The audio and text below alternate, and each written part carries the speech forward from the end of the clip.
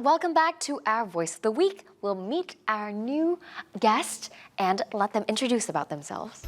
Hello everyone, I'm so glad for this opportunity to introduce myself. My name is Mai Linh, I'm 18 years old and currently I'm a freshman at Diplomatic Academy of Vietnam. Thank you, Mai Linh, and this is the prompt we have prepared for you. Hi Mai Linh, this is my question for you. Which approach is better, being a goal-oriented person who have solid career plan, or a more spontaneous who prefers to make decision along the way? And that's your prompt. Now, off you go. Well, from my perspective, every coin has two sides. Being a goal-oriented person or spontaneous one is just like two ends of a continuum. I think it would be better not to choose one of them, but rather stay in between. On the one hand, goal-oriented means setting targets and objectives that will make progress throughout life much smoother.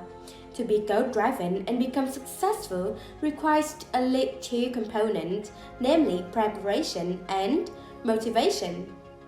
A goal-driven person will work much harder whenever there are deadlines to be met. There must be desire to set goals and work towards achieving them. At times, it is good to keep me in control of the situation and remain focused on the desired outcome. I am inclined toward a planner. However, there shouldn't be purely goal-oriented, but also should be a room for a spontaneous one to welcome new challenges and opportunities. Learning how to work with a spontaneous person can be beneficial in many ways because they tend to be creative, innovative, and flexible. It fires off the thinking that produces of creativity and enhances our emotional intelligence and intuition. With regular exposure to novel experiences, people are normally better at free associating, which improves our ability to problem solve. The experience of enjoying life is living it and not always planning it.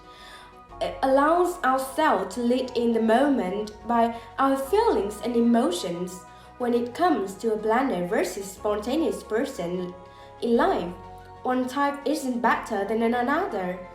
It all depends on the job that needs to accomplish.